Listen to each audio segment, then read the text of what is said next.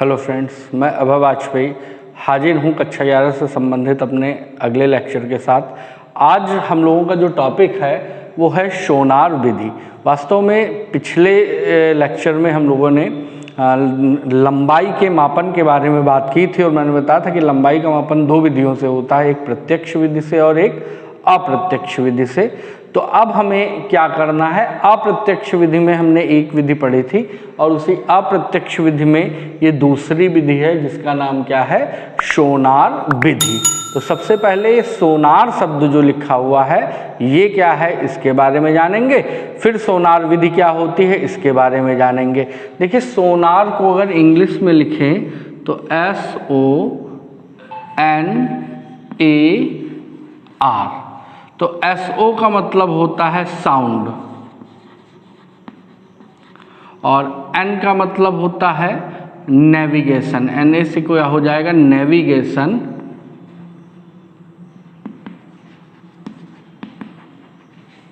और R से क्या होता है, नेविगेशन ऑफ रेंजिंग बोलते हैं, RANGING।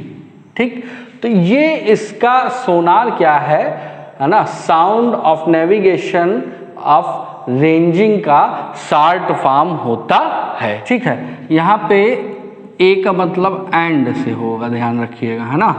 तो sound of navigation and ranging, इसका शॉर्ट फॉर्म होता है सोनार और यही हिंदी में लिखा हुआ है। अब इस विधि में वास्तव में होता क्या है, तो सोनार होता क्या है, सोनार का फुल फॉर्म क्या है, ये आपको प्राप्त हो गया, है ना।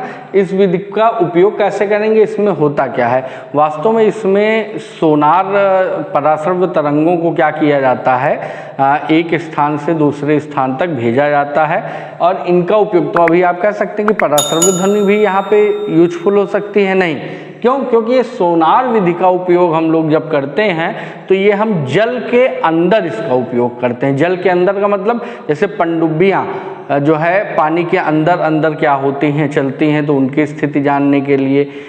समुद्रों में बहुत बड़ी बड़ी चट्टानें होती हैं, बहुत बड़ी बड़ी व्हेल होती हैं, तो इन सब के बारे में जब हम पानी के अंदर होते हैं, पनडुब्बी में होते हैं, तो हम ऐसे तो इनको देख नहीं पाते हैं। तो इसी सोनार सिस्टम के द्वारा हमारे सामने कौन है, कितनी दूरी पर है, कैसा है, उसके बारे में सोनार विधि के द्वारा अनुमान लगाया जाता है। ठीक, अब सोनार विधि में होता क्या है जरा ध्यान दीजिए। जैसे मान लेते हैं ये आपका पानी है, वाटर है, और पानी के अंदर क्या है, हमारी कोई पनडुब्बी जो है, यहाँ पर पनडुब्बियाँ जनरली ये कैप्सूल टाइप में होती हैं इस प्रकार से, तो ये कोई पनडुब्बी हमारी इसके अंदर है। ठीक, अब यहाँ पर ये पनडुब्बी आगे जा रही है और आगे क्या है, एक बहुत बड़ी चट्टान है। ठीक, आगे जो है एक बहुत बड़ी चट्टान है। तो अब जरा ध्यान दीजिए, अगर पता नहीं लगेगा कि आगे चट्टान है तो ये जाएगी और इससे टकराएगी और क्षतिग्रस्त हो जाएगी। तो यहाँ पर क्या होता है कि ये इससे यहाँ पर जो स्रोत होता है वो स्रोत आपका क्या करता है, पराश्रव्य तरंगों का उत्पादन करता है। वो पराश्रव्य तरंगे लगातार इसके चारों ओर क्या होती हैं, फैलती रहती हैं। ये तरंगे जाती हैं, जैसे ही आगे गई तो ये जब इनके रास्ते में मार्ग में रुकावट, अवरोध, ऑब्स्टेकल आएगा तो ये जितनी दूरी गई हैं इससे टकरा कर पुनः क्या होंगी, इस तक वापस आएंगी। और यहाँ पर क्या होता है, एक तो ये स्रोत होता है जिससे ये उत्पन्न होती हैं, दूसरा एक अभिग्राही होता है। अभिग्राही का मतलब इन पराश्रव्य तरंगों को ग्रहण करने वाला। ठीक, तो इन तरंगों को ये क्या करता है, ग्रहण करता है। ग्रहण करने के बाद में ये देखता है कि ये तरंगे जो भेजी गई थी उन्हें भेजने में कितना समय लगा, तो मान लेते हैं T सेकेंड का समय लगा, ये आपकी T सेकेंड का समय लगा। और जो ये स्रोत से तरंगे भेजी जाती हैं इनका जो इनकी स्पीड होती है वो हमें पहले से ही मालूम होती है। तो अब बिल्कुल पहले वाले मेथड की तरह यहाँ पे फार्मूला हमारा क्या लगेगा, कुल दूरी बराबर क्या हो जाएगा, चाल और गुणे में क्या आ जाएगा, समय। तो अब देखिए चाल इसकी कुल दूरी कितनी हो जाएगी, d दूरी गई, d दूरी आई तो d प्लस डी हो जाएगा 2d, चाल हो जाएगी v और समय हो जाएगा t। तो 2d बराबर कितना हो जाएगा, v इंटू टी। तो d बराबर क्या हो जाएगा, v इंटू टी और अपॉन 2। तो ये वो फार्मूला है, सूत्र है, जिसकी सहायता से हम यह ज्ञात कर लेंगे कि इस पनडुब्बी से यह जो ऑब्स्ट्रैकल अवरोध रुकावट है कितनी दूर पर है, और उसी के अनुसार हम अपनी पनडुब्बी की दिशा आदि क्या करेंगे, बदल कर इससे बच सकते हैं। दूसरा, अब हो सकता है कि इस पहाड़ की जगह कोई दुश्मन देश की पनडुब्बी हमारी पनडुब्बी की तरफ बढ़ी चली आ रही हो, तो वहाँ पे भी यही होता है, ये किरणें जाती हैं, उससे टकराती हैं।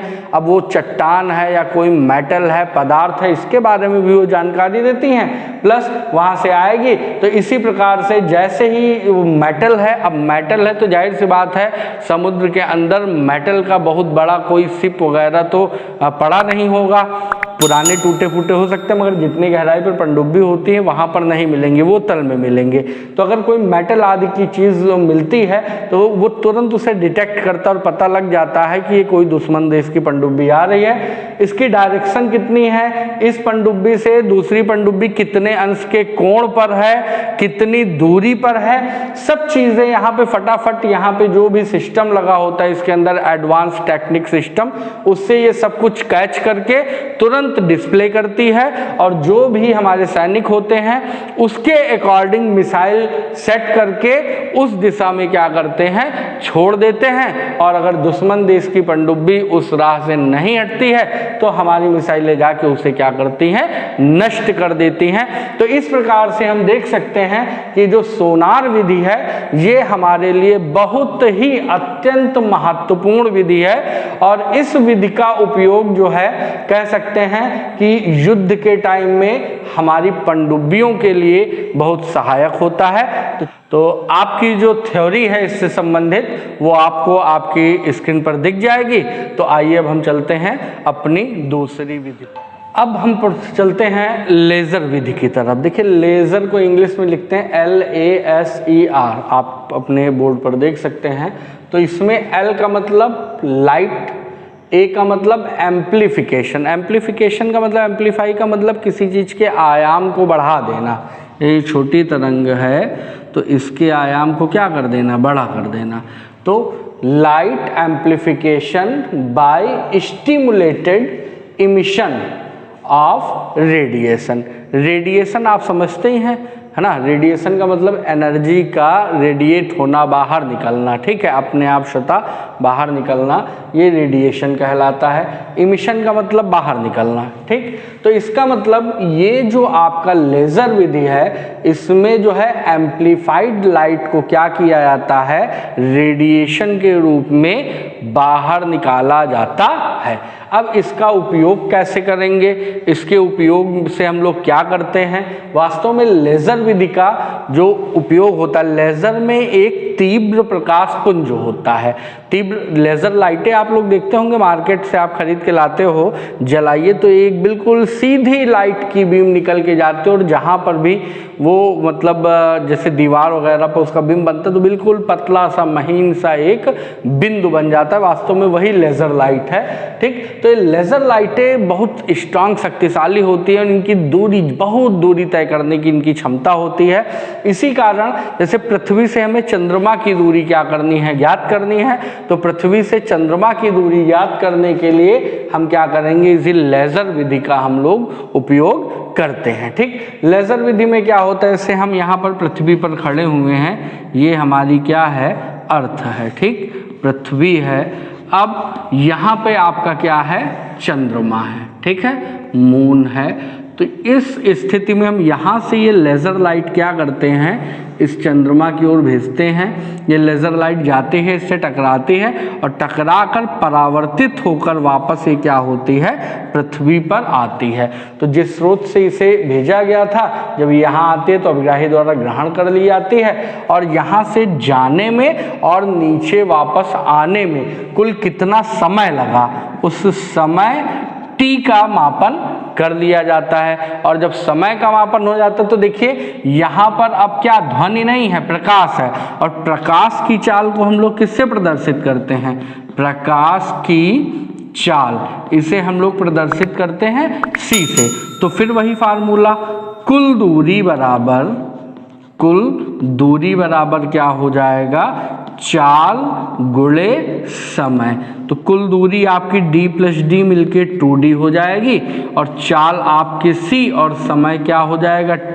तो d बराबर यहाँ फार्मूला v की जगह सिर्फ एक परिवर्तन होगा, c हो जाएगा। तो d बराबर c इंटू टी और अपॉन में क्या हो जाएगा, 2 हो जाएगा। तो इस प्रकार से ये पृथ्वी से चंद्रमा की दूरी भी हम इस लेजर विधि के द्वारा इत्मीनान से, आराम से ज्ञात कर सकते हैं। और यहाँ पे हमें किसी प्रकार की कोई असुविधा भी नहीं होगी, पृथ्वी पर खड़े खड़े ही आपने चंद्रमा की दूरी ज्ञात कर ली। तो इसी प्रकार से लेजर विधि के द्वारा न सिर्फ चंद्रमा की बल्कि अन्य खगोलीय पिंडों की दूरियां भी ज्ञात की जाती हैं। तो ये लेजर विधि एक बहुत ही सरल और सस्ती विधि है। तो इस प्रकार से हम लेजर विधि के द्वारा क्या करते हैं, लंबाई का अप्रत्यक्ष रूप से मापन करते हैं। तो मापन की जो अन्य विधियां हैं उनके बारे में हम अपने नेक्स्ट वीडियो में बात करेंगे, और इससे संबंधित जो थ्योरी है वो आपको आपके स्क्रीन पर मिल जाएगी। धन्यवाद।